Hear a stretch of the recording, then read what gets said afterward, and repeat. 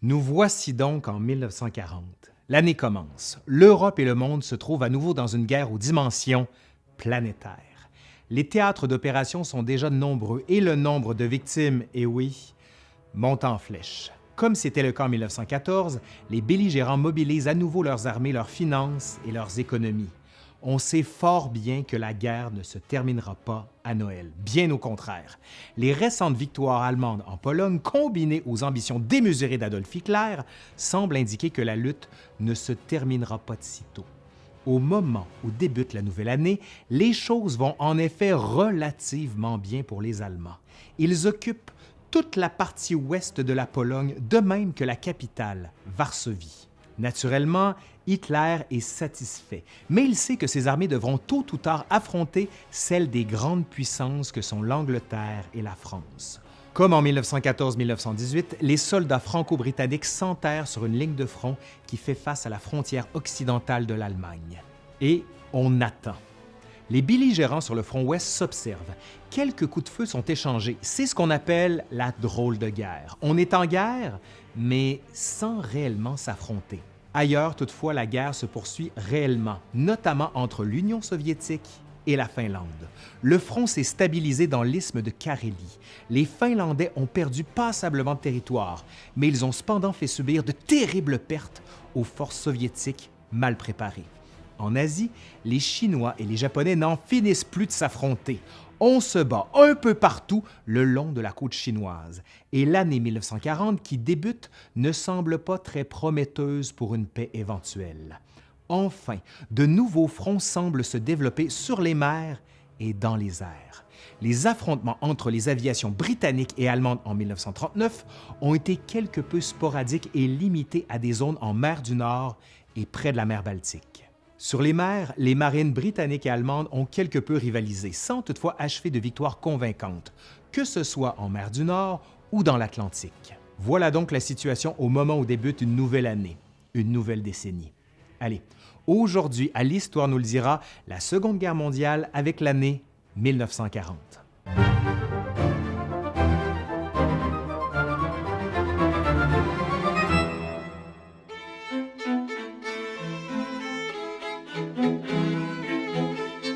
Que se passe-t-il au moment où débute l'année 1940? Ce qui retient d'abord l'attention, c'est le conflit qui perdure entre l'URSS et la Finlande. Cette guerre, qu'on appelle la guerre d'hiver, ne connaît pas réellement de répit. Les soldats de Staline prennent une pause au début de l'année, ne serait-ce que pour se remettre de leur cuisante défaite de l'automne précédent, bien que le haut commandement soviétique ordonne une reprise des offensives dès que possible. Et les troupes ont, sans aucun doute, besoin de repos. On cherche à faire oublier l'épouvantable défaite subie durant la bataille de Suomussalmi, dans le nord de la Finlande. Cette bataille dure environ un mois pour se conclure officiellement le 8 janvier et, tenez-vous bien, les Soviétiques, qui disposent de troupes environ 5 fois supérieures en nombre, subissent des pertes de 25 000 soldats contre à peine 2 000 pour leurs ennemis finlandais. Ça, c'est du 10 contre 1. La bataille de Suomussalmi constitue un épisode marquant de la guerre d'hiver. Une division complète de l'armée soviétique est anéantie et une quantité incroyable de matériel est détruite ou capturée.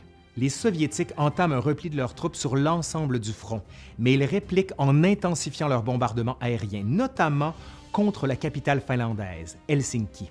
Staline et le haut commandement soviétique tentent par tous les moyens de réparer les nombreuses humiliations subies. La réputation de l'armée soviétique en prend un coup, d'autant que nombre de ses soldats sont morts en raison du froid et d'un entraînement de qualité douteuse. Mais c'est à l'usure que les Soviétiques parviennent à vaincre les Finlandais, si on peut dire. Leurs assauts contre la principale ligne de défense finlandaise, la ligne Mannerheim, près de Helsinki, finissent par quelques succès locaux. En février 1940, sous le poids du nombre, les troupes finlandaises se replient en bon ordre et abandonnent progressivement leur ligne de défense. En dépit de leur éclatante victoire, les Finlandais réalisent qu'ils ne possèdent pas les ressources nécessaires pour tenir encore bien longtemps. La Finlande se voit notamment contrainte de céder la Carélie et d'autres territoires plus au nord du pays. La fin de la guerre d'hiver avec la Finlande ne marque pas la fin des ambitions soviétiques en Europe de l'Est. Staline lorgne depuis longtemps du côté des États baltes et compte bien s'en emparer en orchestrant une série d'incidents devant forcer l'intervention de ses troupes. Les mois de mai et de juin 1940 voient donc les soldats soviétiques être impliqués dans des incidents frontaliers qui sont en fait des mises en scène cherchant à mettre en cause les États baltes. Par exemple, un incident peut prendre la forme de supposées persécutions de groupes communistes locaux par les gouvernements des États baltes. L'URSS doit donc se porter à leur rescousse. Sans tambour ni trompette, Staline envoie un ultimatum à la Lituanie, comme il le fait vis-à-vis la Lettonie et l'Estonie. Devant le refus des États baltes de se plier aux exigences soviétiques, ceux-ci sont aussitôt envahis et occupés. Non sans surprise également, Staline a tôt fait d'annoncer l'annexion pure et simple des États baltes à l'Union soviétique. Bref, l'année 1940 en Europe de l'Est n'est pas particulièrement marquée par de grandes offensives, mais l'annexion des pays baltes constitue assurément le coup d'éclat qui retient l'attention internationale, en plus de la guerre avec la Finlande qui vient de se terminer. De leur côté, les Allemands laissent faire, et c'est normal. Rappelons-nous que l'annexion des États baltes par l'URSS constitue une clause importante du pacte Ribbentrop-Molotov, signé à l'été 1939. Par conséquent, les Allemands prennent acte de la situation, mais cela n'empêche pas Hitler de se méfier de cet allié pour le moins inusité qu'est Staline. D'ailleurs, à la fin de l'année 1940, Hitler va ordonner le commencement des préparatifs pour une éventuelle invasion de l'Union soviétique. J'y reviendrai. Voilà donc pour le front de l'Est.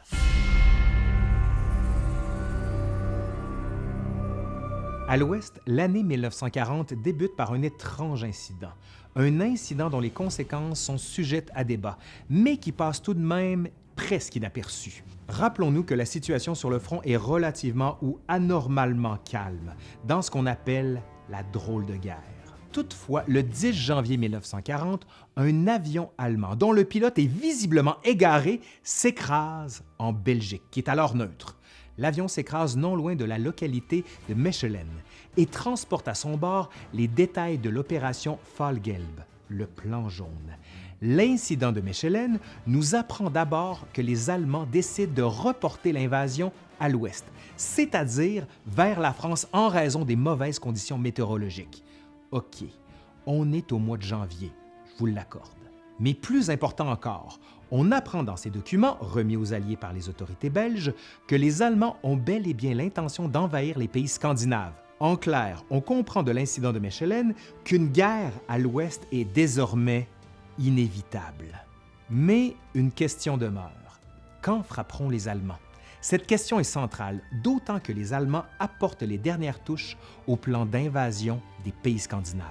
Plus précisément, on comprend que leurs opérations seront portées contre le Danemark, pays voisin qui se trouve immédiatement à la frontière nord, puis contre la Norvège, réputée pour ses richesses naturelles, dont le fer. De leur côté, les alliés franco-britanniques décident qu'ils interviendront également sur le front scandinave, notamment pour porter secours à la Norvège. Non seulement comptent-ils empêcher les Allemands de mettre la main sur les mines de fer, mais une intervention militaire en Norvège pourrait à terme leur permettre d'offrir une assistance plus directe à la Finlande qui peine à arrêter les assauts soviétiques en ce mois de février 1940.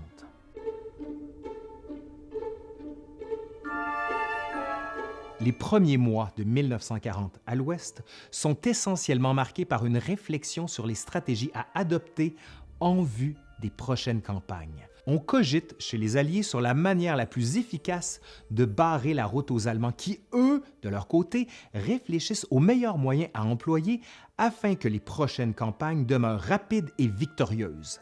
D'ailleurs, l'une des têtes pensantes du haut commandement allemand, le général Erich von Manstein, propose au mois de février un plan audacieux, peut-être trop audacieux même.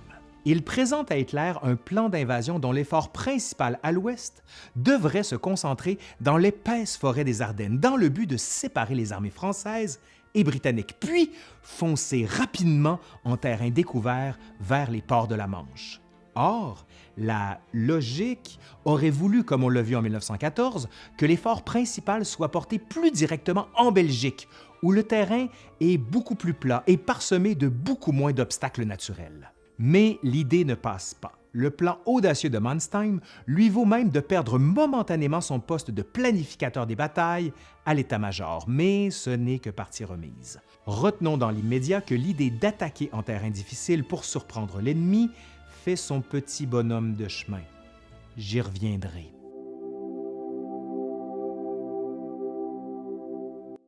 Les semaines s'écoulent et le printemps arrive. Nous sommes précisément le 9 avril 1940. Hitler met à exécution son plan d'envahir les pays scandinaves. Les forces allemandes foncent au Danemark, dont la vaillante armée ne parvient pas à enrayer ni à retarder l'avance ennemie. La campagne du Danemark est probablement la plus courte de la Seconde Guerre mondiale. En quelques heures seulement, le pays au complet est occupé. Le même jour, la Norvège fait également les frais de l'invasion allemande. Les soldats du Troisième Reich font preuve d'audace. Ils attaquent avec tous les moyens disponibles. La Luftwaffe liquide rapidement l'aviation norvégienne et livre une lutte assez corsée contre la Royal Air Force britannique. Sur la mer, la marine britannique force le passage de la mer Baltique et de la mer du Nord afin d'y faire débarquer des troupes. Qui plus est, la Luftwaffe déploie également des milliers de parachutistes, ce qu'on n'avait à peu près jamais vu auparavant. Dès le lendemain, le 10 avril, alors que la Norvège résiste toujours, les Allemands y installent un gouvernement de collaboration. La capitale, Oslo, tombe rapidement, mais la résistance se poursuit, beaucoup plus au nord, où les derniers éléments de l'armée norvégienne, assistés des renforts franco-britanniques, comptent bien tenir le coup. On se bat dans la ville de Trondheim, l'un des principaux lieux de débarquement des soldats britanniques et français. Les Britanniques débarquent également à Narvik et à la mi-avril, si bien que Narvik et Trondheim deviennent les principales places fortes de résistance une fois Oslo tombé. On se bat sur le front Trondheim-Narvik pendant plus de 2 semaines, jusqu'au moment où les Britanniques décident d'abandonner Trondheim, puis de se retirer avec les forces françaises de l'ensemble des derniers ports norvégiens qu'ils tiennent. La campagne de Norvège dure environ 2 mois, du début de l'invasion en avril jusqu'au retrait définitif des troupes alliées durant le mois de mai. Donc, à la mi-mai 1940, on peut dire que les Allemands occupent une partie non négligeable de l'Europe. La Pologne et le Danemark, mais aussi la Norvège, sont sous leur contrôle.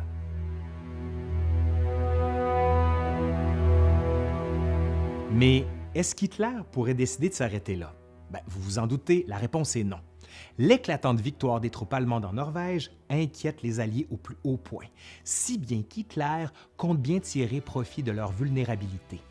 Dans les faits, peut-on vraiment dire que les Alliés soient vulnérables? Certes, la campagne scandinave est un échec, mais le front principal à l'ouest, c'est-à-dire le front français, eh bien celui-là tient toujours. En fait, il n'a même pas été testé. Les Alliés ont donc des motifs raisonnables de croire, comme ce fut le cas durant la Première Guerre mondiale, qu'ils pourront barrer la route aux Allemands lorsque ceux-ci mettront leur plan d'invasion à exécution. Dans ce contexte, rappelons que la drôle de guerre dure depuis septembre 1939. Nous sommes maintenant au début du mois de mai 1940. On s'observe depuis de longs mois d'une ligne de front qui part grosso modo de la frontière suisse jusqu'au Luxembourg. La Belgique et les Pays-Bas, qui figurent inévitablement sur la route d'invasion des Allemands, sont toujours neutres. Et les Alliés croient que les Belges et les Néerlandais ne donneront pas carte blanche aux Allemands. Qui plus est, la France dispose de sa formidable ligne Maginot, une puissante série de fortifications défensives dont la construction remonte aux années 1930 et qui comprend des milliers de soldats encasernés disposant d'un armement redoutable. Il est donc évident que la ligne Maginot est impénétrable. Plus au nord, l'épaisse forêt des Ardennes pourrait, à la limite, voir l'infanterie allemande y passer au travers, mais sans doute pas le matériel lourd comme les chars d'assaut ou encore l'artillerie. En somme, il reste une partie du front à défendre de manière un peu plus tenace, et c'est le front qui se trouve en France, vis-à-vis la Belgique, car la ligne Maginot ne s'y rend pas. Donc, pourquoi se stresser? Les Allemands ne passeront jamais. On a beaucoup appris des leçons de 1914. Paris et les Français peuvent dormir tranquilles. Le monde peut dormir tranquille, pense-t-on. L'armée française est réputée comme la meilleure du monde en 1940. En plus, elle est appuyée par un fort contingent de soldats britanniques et elle peut aussi compter sur une éventuelle collaboration des troupes belges et néerlandaises. Alors, pourquoi s'énerver? Malheureusement pour les Alliés, la drôle de guerre qui débute le 3 septembre 1939 s'achève brutalement le 10 mai 1940. Hitler donne le feu vert à l'invasion du front ouest et c'est du costaud. Simultanément, les armées allemandes foncent aux Pays-Bas, en Belgique, au Luxembourg et bien sûr en France.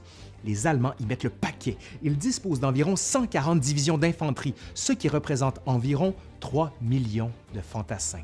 Ceux-ci sont appuyés par plus de 7000 canons, près de 2500 chars d'assaut, les fameux Panzer, et une force aérienne qui rassemble près de 6000 avions de tout type. À cet impressionnant contingent, il faut également souligner la présence d'une vingtaine de divisions d'infanterie italiennes massées vis-à-vis la frontière sud de la France. Mais celle-ci ne bouge pas, car l'Italie de Mussolini reste, pour l'instant, à l'égard de la guerre à l'ouest. En face, chez les Alliés, leurs effectifs sont aussi impressionnants. En revanche, il existe un problème d'unité de commandement étant donné que différentes nations tentent de coordonner la défensive du front. Toujours est-il que les Alliés parviennent à rassembler des effectifs comparables en fantassins, soit environ 135 divisions d'infanterie, elles-mêmes appuyées par environ 14 000 canons et au moins 3 500 chars, dont plusieurs rivalisent avec les meilleurs panzers allemands, et 3 000 avions de toutes sortes.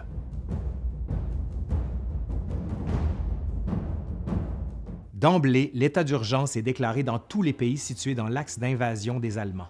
Ces derniers arrivent de partout de la frontière suisse jusqu'aux Pays-Bas. Ils arrivent même par la voie du ciel, où des milliers de parachutistes sont largués en Hollande et en Belgique. Les parachutistes allemands se distinguent rapidement en Belgique par la capture de la puissante forteresse d'Eben-Hamel le 10 mai. Toutefois, ils éprouvent des difficultés durant la bataille de la Haye aux Pays-Bas la même journée. Le lendemain, et sans trop de surprise, le Luxembourg est rapidement envahi et conquis, ouvrant du coup un passage vers la France. Malgré leur infériorité numérique et technologique, les armées belges et néerlandaises offrent une résistance parfois forte et qui parvient en certains endroits à casser le rythme de progression des Allemands. Par exemple, l'armée belge détruit tout ce qu'elle peut pour ralentir l'ennemi: routes, ponts, viaducs, chemins de fer. Il ne faut rien laisser pour faciliter la progression allemande. L'armée belge, qui dispose de l'expérience vécue en 1914, résiste du mieux qu'elle peut et tente de se replier vers l'ouest, dans l'espoir que tôt ou tard on puisse établir une ligne de front dans le nord de la France. De son côté, l'armée néerlandaise résiste avec l'énergie du désespoir, même si la situation se détériore rapidement. La résistance est particulièrement forte à Rotterdam, une ville que la Luftwaffe bombarde sans relâche, n'hésitant pas à pilonner les civils. On peut même dire que le bombardement de Rotterdam, avec celui de Varsovie l'automne précédent, constitue l'un des premiers véritables bombardements stratégiques de la guerre. Il crée une onde de choc dans l'opinion publique internationale, étant donné que les civils sont clairement pris pour cible. Toutefois, la résistance néerlandaise fléchit. Après 5 jours de combat, soit le 15 mai, la majeure partie du pays capitule. Les Allemands ont réglé ce dossier. Ils occupent le Luxembourg et ils avancent rapidement en Belgique. Et il n'y a pas qu'aux Pays-Bas et en Belgique où la situation se détériore. En fait, le haut commandement allié avait prévu en quelque sorte que les armées belges et néerlandaises offriraient, en tout respect, une résistance pour le moins symbolique. La Belgique et les Pays-Bas ne sont pas des puissances militaires. Ces pays auraient même voulu rester neutres dans le conflit. Il est évident que le véritable test pour les Alliés, comme pour les Allemands, sera celui de la bataille à livrer prochainement en France.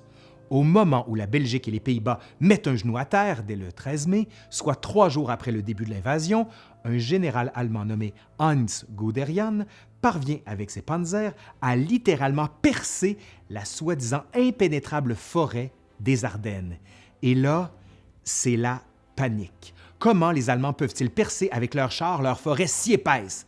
Eh bien, les tanks avancent, tout simplement. Il y a un obstacle? Bien, par exemple un arbre, là, OK, on va rouler par-dessus, let's go. Une rivière, on roule dedans pour la traverser, ou soit on obtient l'aide d'ingénieurs militaires qui construisent rapidement des ponts tout en étant protégés en haut, dans les airs, par la Luftwaffe. En d'autres termes, on passe et on passe fort. La percée des Ardennes à la hauteur de la municipalité française de Sedan crée une onde de choc tant chez les Alliés que parmi les Allemands eux-mêmes. 2 jours plus tard, le 15 mai, les Allemands traversent la Meuse, un important fleuve qui longe les Pays-Bas, la Belgique et la France.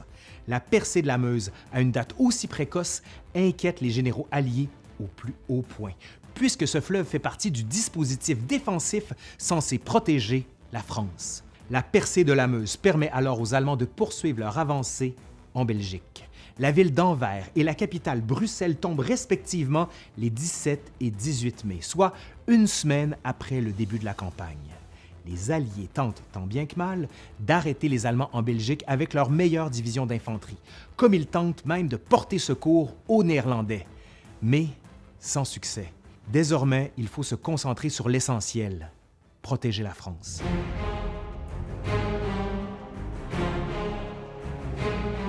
Il faut à tout prix reconstituer une ligne de front. Mais où? C'est là le cœur du problème. Au sud du front, les Allemands contournent la ligne Maginot par leur percée dans les Ardennes. Plus au nord, comme en 1914, ils arrivent de la Belgique, notamment avec des renforts obtenus à la suite de la capitulation des Pays-Bas, ce qui leur permet d'intensifier l'offensive. L'idéal pour les Alliés serait de reconstituer une ligne de front calquée sur les positions du temps de la guerre de 1914-1918, c'est-à-dire un front qui partirait des ports français de la Manche vers la frontière suisse, tout en protégeant bien sûr la capitale française, Paris. Mais la situation est tout autre. Les Allemands sont clairement en contrôle de l'agenda stratégique. Le front allié est disloqué et les Allemands comptent bien profiter de la situation. Le 19 mai, la ville française d'Amiens est assiégée, de même que celle d'Arras un peu plus au nord. Ces 2 cités constituaient d'importantes positions défensives en 14-18, mais elles ne résistent pas aux assauts de la Luftwaffe et des Panzers, dont une partie est habilement commandée par le général Erwin Rommel. Les Alliés sont tellement débordés que les Allemands parviennent à atteindre la côte de la Manche les 19 et 20 mai. De leur côté, les panzers du général Guderian atteignent même la ville d'Abbeville, vers la Normandie. Là, c'est critique. On s'entend que ça va vraiment pas bien, hein? Oui, ça c'est évident. Mais que faire maintenant? Le front allié est littéralement coupé en 2. Les forces alliées qui se retrouvent au nord de ce front disloqué entament alors un repli vers les côtes de la Manche, plus précisément vers la cité de Dunkerque. Rapidement, Dunkerque devient une souricière. Environ 300 000 soldats britanniques, français et belges s'y trouvent, que ce soit dans la cité même ou sur les plages environnantes. Curieusement peut-être, Hitler ordonne alors à ses troupes de faire halte. Il demande à sa Luftwaffe de bombarder sans relâche Dunkerque et les plages le 25 mai, mais ordonne à l'infanterie et aux chars de camper sur leur position. Mais pourquoi? Cette décision prête flanc au débat, c'est le moins qu'on puisse dire. Certains prétendent qu'Hitler cherche à ménager les restants du contingent britannique dans l'espoir de négocier la paix avec l'Angleterre. Une paix qui serait naturellement favorable aux Allemands. Mais peu importe, une bonne partie du haut commandement allié est persuadée que la bataille de France est perdue. Les soldats français pris au piège dans Dunkerque résistent du mieux qu'ils le peuvent. Leur résistance est vitale et mérite d'être soulignée car elle permet de gagner du temps qui doit être investi à permettre l'évacuation de centaines de milliers de soldats alliés coincés sur les plages. Vous l'aurez compris, oui, la décision est prise chez les Alliés, on évacue. Ça fait mal, c'est honteux, mais il faut se rendre à l'évidence. La bataille de France est bel et bien perdue. Je le répète, la bataille est perdue. Perdue.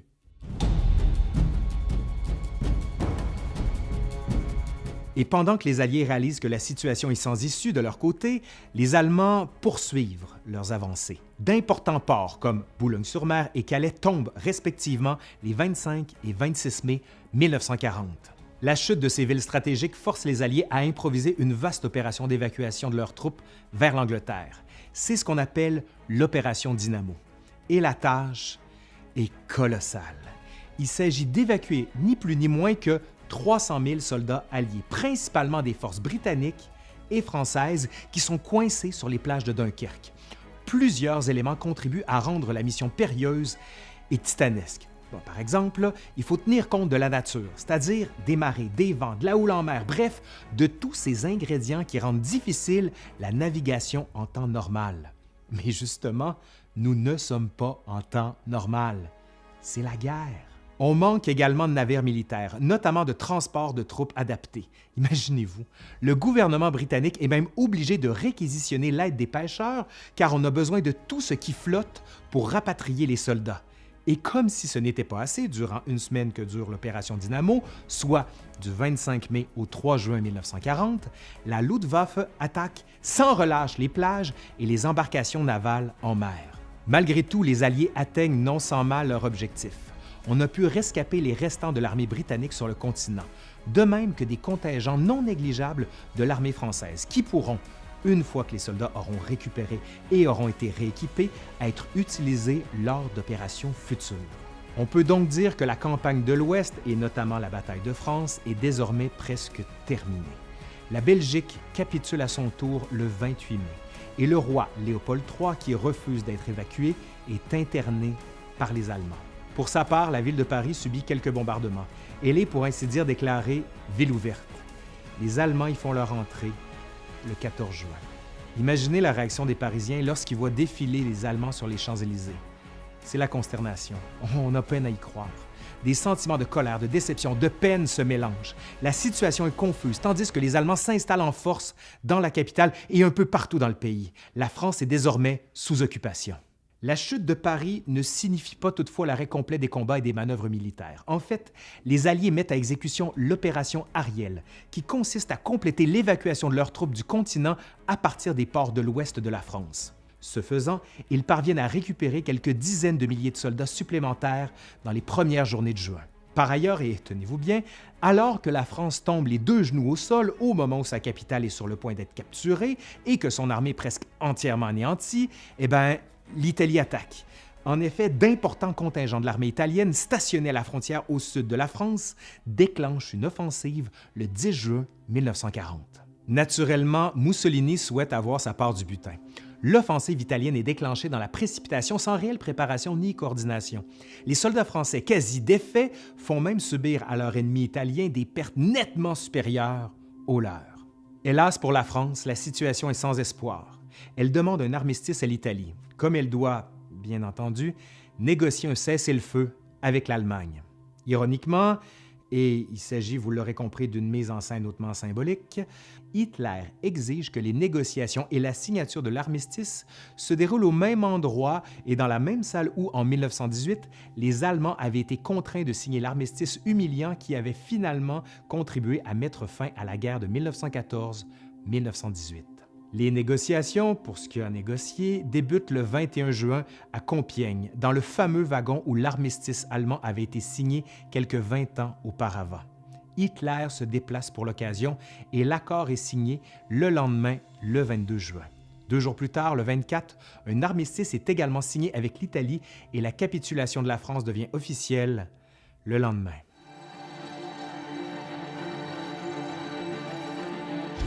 La fin de la bataille de la France ne marque pas la fin de la guerre. C'est une évidence, me direz-vous, mais il n'y a pas vraiment de pause dans les opérations, tant du côté des Alliés que du côté des forces de l'Axe. Par exemple, au moment où débute la campagne à l'Ouest, le 10 mai dernier, le gouvernement britannique juge bon d'occuper militairement l'Islande, ne serait-ce que pour empêcher les Allemands d'utiliser cette île comme base de départ de leur opération navale dans l'Atlantique. Mais sitôt la France vaincue, Hitler lorgne du côté de l'Angleterre. Le 1er juillet 1940, il ordonne des préparatifs en vue de l'opération Lion de mer, qui consiste en l'invasion terrestre de l'Angleterre et ultérieurement de toutes les îles britanniques. Le chef de l'Allemagne n'hésite pas à s'ingérer dans les travaux de son état-major, si bien que l'on demande quelles sont ses réelles intentions vis-à-vis de l'Angleterre. Par exemple, garde-t-il espoir de négocier la paix avec Churchill?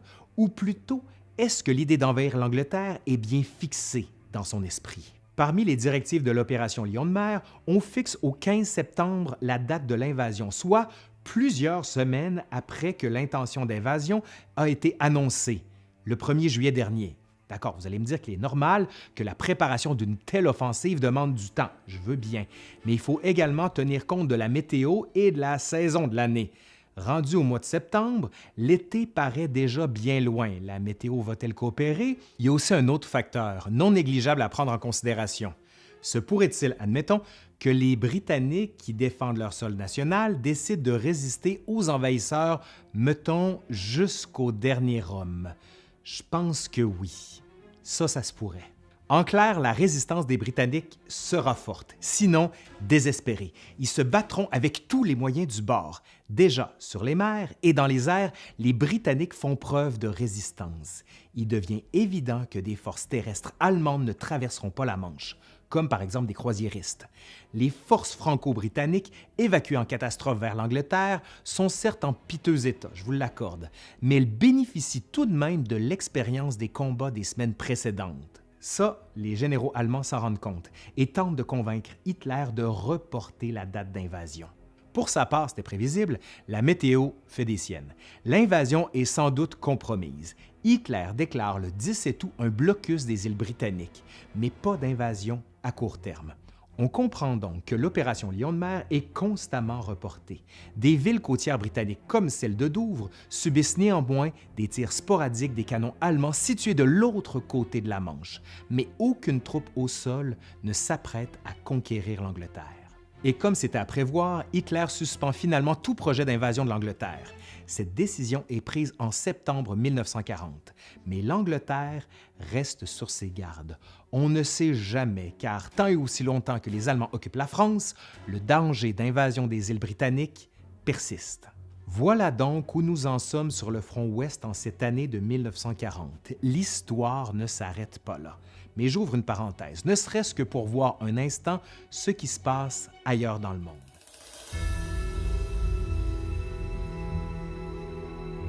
Dans le vaste théâtre d'opérations qui est le pourtour de la Méditerranée, et j'inclus là-dedans les opérations en Afrique de même que celles au Proche et au Moyen-Orient, eh bien disons que la guerre prend de l'ampleur. Par exemple, ce qui retient d'abord l'attention est le début du très long siège de Malte, cette petite île située en plein cœur de la Méditerranée qui est contrôlée par les Britanniques, qui est stratégique. Malte constitue une excellente base pour mener des opérations de combat et de ravitaillement sur le vaste front de la Méditerranée, si bien que celui qui l'occupe détient un net avantage sur son adversaire. Les forces de l'Axe, notamment composées de nombreuses unités aéronavales italiennes, commencent le siège de l'île le 11 juin 1940. Ce siège, imaginez-vous, durera plus de 2 ans pour ne s'achever qu'en novembre 1942. De violents combats navals opposent les marines britanniques et italiennes pour Malte, notamment autour du cap Passero, le 12 octobre, et qui donne un avant-goût de ce qui s'en vient dans les mois à venir en ce qui concerne cette île hautement stratégique. Ailleurs, l'été de 1940 est marqué par le début de la campagne militaire dans le Soudan anglo-égyptien, où l'armée italienne parvient à prendre la ville stratégique de Kassala le 4 juillet. Fort de ces victoires, les Italiens en remettent et avancent vers la Somalie britannique le 4 août. Les Britanniques tentent, tant bien que mal, de résister, sinon de retarder l'offensive italienne, mais ils sont contraints de se replier pour éviter un encerclement. La Somalie tombe aux alentours du 19 août. Insatiable dans sa soif de conquête, Mussolini ordonne une autre offensive, cette fois au cœur de l'Égypte, au tout début de septembre, à partir de la Libye, qui est une colonie italienne. Là encore, les Italiens rencontrent initialement qu'une faible résistance de la part des Britanniques, mais ces derniers sont plus nombreux et mieux organisés qu'au Soudan ou en Somalie. Les Italiens sont contraints de s'arrêter à la hauteur de la cité stratégique de Sidi Barrani. Et ils se trouvent relativement loin de la principale ligne de défense anglaise en Égypte, la ligne Mirsa Matruh. En septembre donc, le front égyptien donne l'impression d'être stable. Signe comme quoi les Italiens ne semblent pas avoir d'objectif réellement précis, leur aviation bombarde sporadiquement tout ce qui est d'intérêt britannique. Par exemple, des objectifs militaires sont bombardés à Bahreïn et au Caire à la fin octobre, mais sans trop de conséquences pour les Britanniques. Ailleurs, sur le continent africain, on remarque une étrange situation qui se répétera dans les mois et même dans les années à venir. Croyez-le ou non, des soldats français affrontent d'autres soldats français. Mais comment ça se fait? Eh bien, on se souvient, une fois la défaite de la France confirmée, qu'une partie de l'armée française décide de jurer fidélité au nouveau régime collaborationniste dirigé par le maréchal Pétain, ce qu'on appelle la France de Vichy.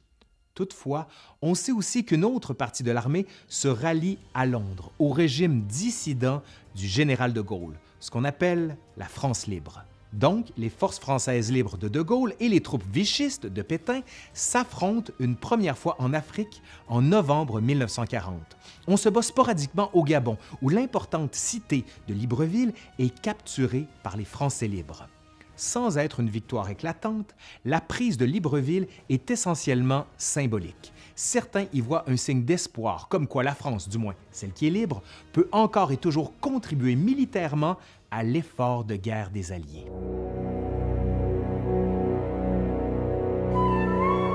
Pour sa part, la région des Balkans devient à son tour un théâtre d'opération. Mussolini prend la décision hautement contestée chez Hitler d'envahir la Grèce le 15 octobre. Mais pourquoi? Dans quel but? Par jalousie envers Hitler et ses récentes conquêtes? Notez qu'entre le 15 et le 25 octobre 1940, date où les premières troupes italiennes posent le pied en Grèce, il y a un délai de 2 semaines où le dictateur italien aurait pu revenir sur sa décision. Mais il ne le fait pas. Ses forces avancent lentement mais sûrement en Grèce. Toutefois, ça se gâte rapidement pour les Italiens. Bien entendu, la population grecque est inquiète. La Grèce n'est pas une puissance militaire et plusieurs grandes villes du pays sont bombardées, dont l'important port de Salonique le 2 novembre. Toutefois, l'armée grecque remporte une importante, sinon une éclatante victoire à la bataille d'Elaïa Kalamas dans la première semaine de novembre 1940. En fait, l'armée italienne est carrément humiliée et se voit contrainte de prendre une pause en se repliant en Albanie, sa base de départ. Comme si ce n'était pas assez, l'armée grecque en remet. Non seulement parvient-elle à libérer le territoire national, mais elle donne à nouveau une leçon à sa rivale italienne en la repoussant beaucoup plus loin à l'intérieur de l'Albanie en décembre 1940. Signe comme quoi cette victoire grecque est non seulement éclatante, mais surtout imprévue, le premier ministre britannique Winston Churchill ordonne un redéploiement d'une partie des effectifs de son armée de l'Afrique du Nord vers le théâtre d'opérations grecques. Il le fait en dépit de l'avis contraire de ses généraux qui soutient qu'il est plus important de défendre l'Égypte et le canal de Suez plutôt que d'ouvrir un front dans les Balkans. Mais bon, Churchill a le dernier mot. Il est vrai qu'au moment où s'achève l'année 1940, l'armée grecque contrôle environ le quart du territoire albanais, ce qui force Mussolini à quasiment demander à genoux de l'aide aux Allemands. En fait, une demande officielle d'assistance militaire sera faite le 28 décembre 1940. Beau cadeau de Noël pour les Allemands, hein? Par ailleurs, l'Italie se trouve à nouveau en difficulté sur le front maritime de la Méditerranée. Les forces aéronavales britanniques prennent d'assaut l'important port italien de Tarente, dans le sud du pays. La bataille de Tarente, qui se déroule les 11 et 12 novembre 1940, constitue une éclatante victoire pour les Britanniques. Leur célèbre mais relativement démodé avion Swordfish décolle à tour de rôle du porte-avions HMS Illustrious, dans le but de larguer leurs torpilles contre d'importantes unités navales italiennes basées dans ce port. D'ailleurs, fait intéressant, dans les jours qui suivent la bataille, les observateurs japonais viennent visiter Tarente afin d'étudier le déroulement des combats, dans ce qui apparaît comme un scénario précurseur ou un cas d'école de la célèbre bataille aéronavale de Pearl Harbor en 1941. N'empêche qu'avec leur victoire à Tarente, les Britanniques renforcent la sécurité de leur ligne de ravitaillement en Méditerranée, bien que l'île de Malte soit toujours en état de siège. Les Britanniques cherchent également à profiter des déconfitures italiennes à Tarente et en Grèce pour lancer une importante offensive en Égypte. Nous sommes dans la première semaine de décembre 1940 et c'est le début de l'opération Compass. L'objectif de Compass est de confier à la Western Desert Force le mandat de chasser les Italiens du territoire autour de la ville frontalière égyptienne de Sidi Barrani. Et c'est un succès éclatant pour les Britanniques, ou encore un désastre pour les Italiens. L'opération Compass entraîne la déroute de l'armée italienne qui perd au moins 40 000 soldats capturés ou disparus. L'Égypte se trouve, pour ainsi dire, libérée de la présence des forces de l'Axe. Les Britanniques avancent rapidement en Libye et capturent l'importante forteresse italienne de Capuzzo à la mi-décembre.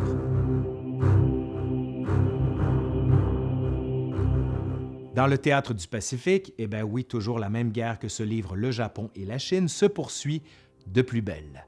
Fin mars 1940, le Japon installe un gouvernement fantoche à Nankin sur les lieux mêmes du tristement célèbre massacre de 1937.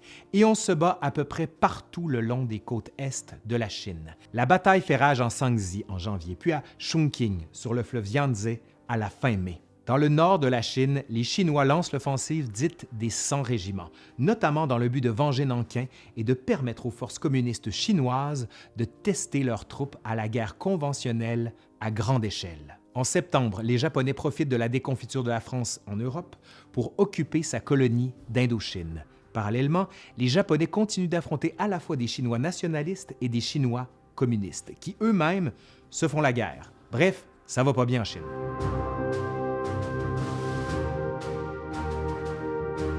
Sur le front de la guerre aérienne, l'année 1940 voit logiquement une intensification des opérations, notamment en ce qui concerne les opérations dites de bombardement stratégique. En mars, par exemple, la Luftwaffe attaque la base militaire britannique de Scapa Flow, en Écosse, faisant des victimes militaires, mais où l'on recense aussi les premières victimes civiles en sol britannique. En réponse à cette attaque, comme à celle plus polémique du bombardement allemand de Rotterdam, les Alliés répliquent en bombardant plusieurs villes allemandes comme Hambourg, Brême, Cologne et Essen au courant du printemps de 1940.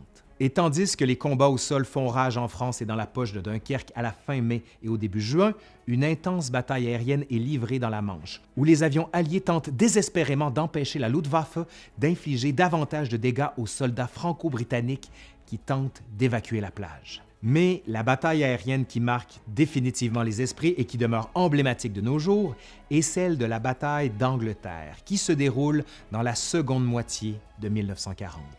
La campagne aérienne que mène la Luftwaffe contre l'Angleterre débute officiellement le 10 juillet par des raids contre des convois maritimes britanniques dans la Manche. Les Allemands cherchent également, vous l'aurez compris, à débarrasser le ciel anglais d'avions ennemis afin de permettre une éventuelle offensive terrestre. Et là, ça va cogner dur, mais très dur. Dans les jours qui suivent, le ciel des îles britanniques se couvre de milliers d'appareils de la Luftwaffe qui sillonnent non seulement l'Angleterre, mais aussi le Pays de Galles, l'Écosse et même le nord de l'Irlande. Déjà affaiblie par des pertes importantes durant la campagne de France qui vient de s'achever, la Royal Air Force lutte en sous-nombre, mais avec l'énergie du désespoir. Durant tout l'été et particulièrement en août et en septembre, la RAF subit bien des pertes, certes, mais en fait subir aussi aux Allemands. Son problème d'effectifs est progressivement compensé par une hausse importante de la production d'avions, notamment d'appareils de chasse, tels le fameux Supermarine Spitfire et Hawker Hurricane, qui s'avèrent d'excellents rivaux aux avions allemands Messerschmitt 109 et Messerschmitt 110. Et à mesure qu'avance la bataille d'Angleterre dans le temps, les Britanniques se rendent compte qu'ils peuvent compter sur d'autres facteurs que le nombre de leurs avions et la bravoure de leurs pilotes. Par exemple, le fait de combattre souvent au-dessus du territoire national donne une chance aux pilotes abattus de sauter en parachute en sachant qu'ils tombent en terrain ami. Aussi, les chasseurs allemands qui décollent de leur base sur le continent disposent d'un faible rayon d'action qui, souvent, leur donne à peine de 15 à 20 minutes d'autonomie pour combattre au-dessus de l'Angleterre. À partir de la mi-août 1940, les Britanniques peuvent ajouter à leur attirail défensif une autre composante qui devient déterminante dans l'issue de la victoire, soit le radar. Le radar permet aux équipes de soutien au sol de repérer longtemps à l'avance le nombre et la direction des vagues d'assaut aériennes ennemies. La conséquence de tout cela est que les bombardiers allemands, qui sont chargés de pulvériser les villes et les installations militaires britanniques, sont de plus en plus laissés à eux-mêmes, car ils manquent de soutien de la part de leurs chasseurs et les radars permettent de mieux les combattre. Les radars sont littéralement les yeux de la RAF. Comme je l'ai dit, la bataille d'Angleterre marque les esprits de l'époque. D'ailleurs, le premier ministre Churchill le réalise pleinement lorsqu'il prononce, à la Chambre des communes, sa fameuse phrase « Never was so much owned by so many to so few ». Jamais tant de gens n'ont dû autant à si peu. Et la bataille continue. La Luftwaffe pillonne quotidiennement les villes britanniques, notamment la capitale de Londres, en septembre et durant tout le mois d'octobre. C'est la période dite du Blitz de Londres, où la capitale britannique connaît peu de répit. Et les pilotes de chasse de la RAF décollent et abattent des avions allemands, se font abattre à leur tour, redécollent pour faire le plein en essence et en munitions, pour changer d'avion. C'est un rythme infernal. À elle seule, la ville de Liverpool se fait bombarder au moins 200 fois. Les civils deviennent à leur tour des victimes au même titre que les militaires. Les 14 et 15 novembre, la ville de Coventry et sa cathédrale subissent l'un des plus violents bombardements jusqu'alors, faisant environ 2000 victimes. Et parlant de cathédrale, celle de Londres subit aussi un bombardement le 29 décembre. Et les Britanniques répliquent du mieux qu'ils le peuvent. Les dernières semaines de 1940 marquent une période dite d'échange de bombardements. Ça veut dire tout simplement, tu me bombardes, ben je te bombarde en retour. La RAF pillonne par exemple les villes allemandes de Düsseldorf et de Mannheim en décembre, et même la ville de Turin qui subit un sort semblable le même mois. Œil pour œil, dent pour dent, comme on dit.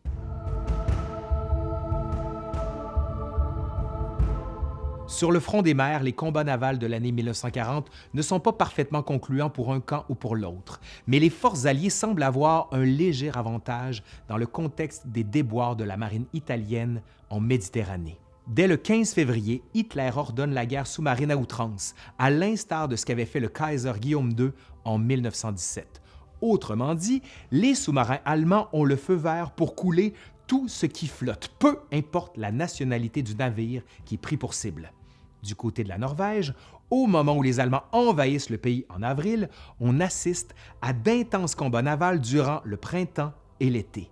Les Allemands subissent d'importantes pertes, notamment en ce qui a trait aux contre-torpilleurs, mais parviennent à couler l'important porte-avions britannique HMS Glorious.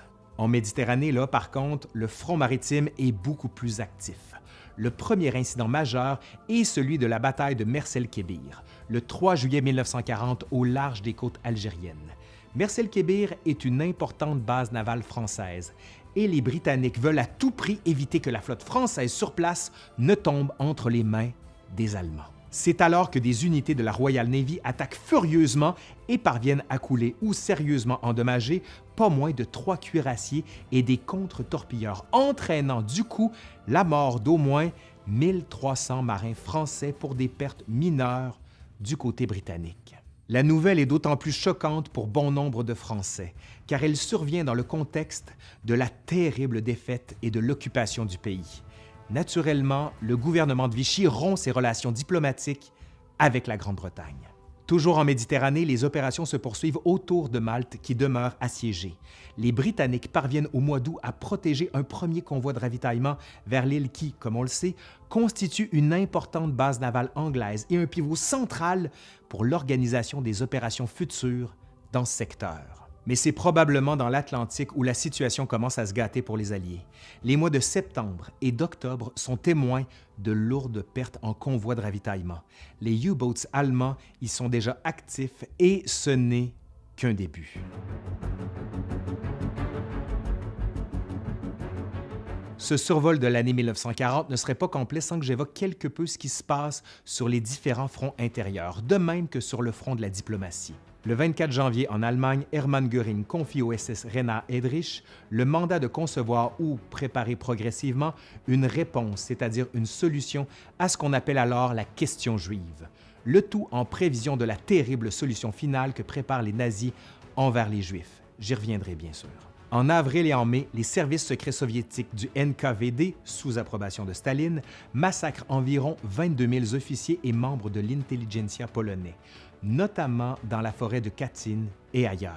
En Angleterre, on sait que Winston Churchill accède au poste de premier ministre après la démission de son rival Neville Chamberlain, le 10 mai 1940, le jour même de l'invasion allemande à l'Ouest. Il forme un gouvernement de coalition en temps de guerre et quelques jours plus tard, il prononce un célèbre discours dans lequel il ne peut que promettre aux Britanniques du sang et des larmes. Eh oui. L'organisation militaire se prépare en Angleterre. Le rationnement des matières premières et des biens de consommation de base est une réalité. Churchill demande également l'aide militaire du Canada et des États-Unis. Car oui, il est désormais évident que la guerre sera longue.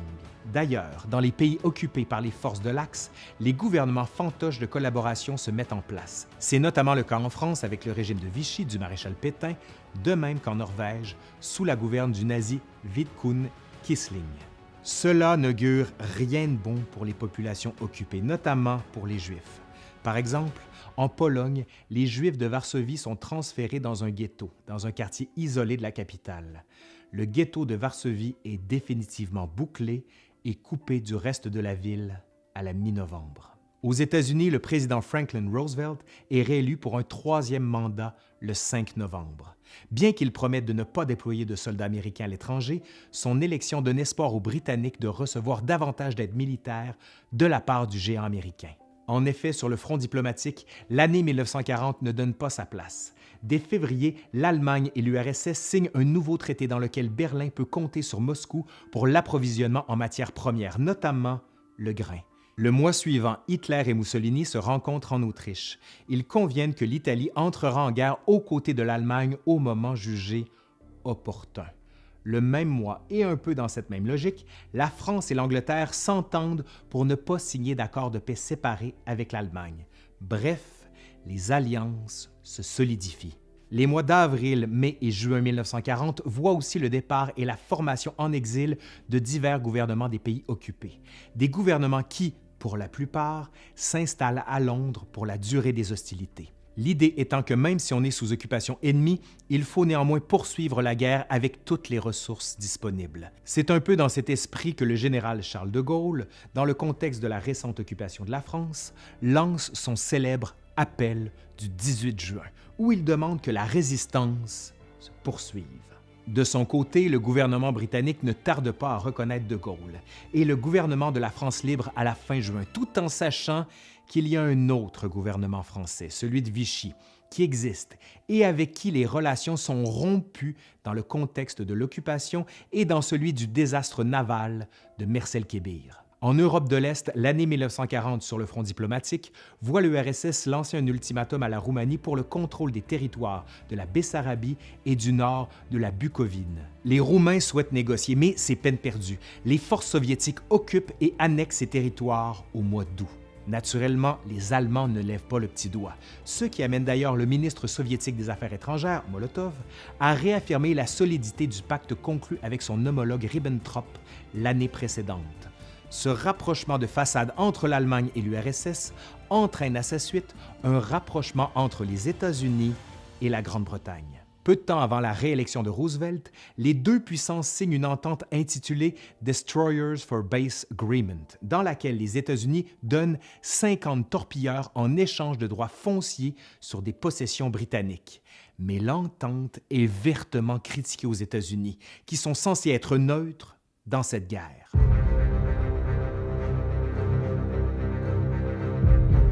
Fin septembre, début octobre, tandis que les victoires s'accumulent pour l'Axe en Europe, ces pays membres signent le pacte tripartite, où on se promet une aide mutuelle.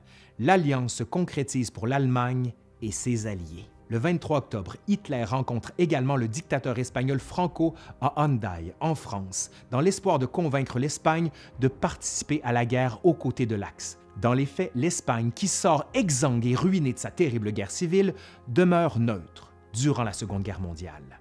Le lendemain, à Montoire, Hitler a un entretien avec le maréchal Pétain. Cette rencontre marque en quelque sorte le début officiel de la collaboration de la France, du moins celle de Vichy, avec l'Allemagne nazie. Le 12 novembre, à Berlin, Molotov rencontre Hitler et Ribbentrop. On y discute du redécoupage des zones d'influence nazie et soviétique dans le monde. Les Soviétiques affirment vouloir contrôler ou influencer la Finlande, la Bulgarie, la Roumanie et le détroit du Bosphore, malgré la neutralité de la Turquie. Sans vouloir tout concéder aux Soviétiques en échange de leur neutralité, Hitler demeure un peu plus vague, mais il évoque un monde qui serait effectivement divisé en zones d'influence pour l'Allemagne, l'URSS, l'Italie et le Japon. Mais les Soviétiques sont gourmands. Le lendemain, 13 novembre, l'URSS demande la liquidation complète et finale de la Finlande. Hitler refuse et résiste à toute tentative soviétique de s'étendre davantage en Europe. L'URSS est néanmoins invitée à rejoindre le pacte tripartite, mais elle hésite, puisque ses ambitions territoriales risquent d'être tôt ou tard contrecarrées par celles de l'Allemagne. Toutefois, des pays satellites rejoignent le pacte, notamment la Hongrie, la Roumanie et la Slovaquie. Ces États sont désormais membres des forces de l'Axe. Comme vous le voyez, cette Seconde Guerre mondiale ne fait que débuter. Ouais. Les Alliés peuvent-ils encore espérer remporter la victoire? Ou vaut-il mieux faire des concessions et négocier la paix avec l'Axe? Allez, c'est tout pour aujourd'hui. On se revoit en 1941. Si vous aimez ce que vous voyez, dites-le. Faites un pouce par en l'air comme ça. Faites un like, un commentaire, partagez. Allez voir les sites Instagram, Facebook, Twitter, mais surtout le Patreon pour nous aider. Et avant de finir, bien sûr, merci à Carl Pépin qui fait toujours un travail de fou avec moi sur cette série-là. Allez, je suis Laurent Turcot de l'Histoire nous le dira et je vous dis à la prochaine. Allez, bye!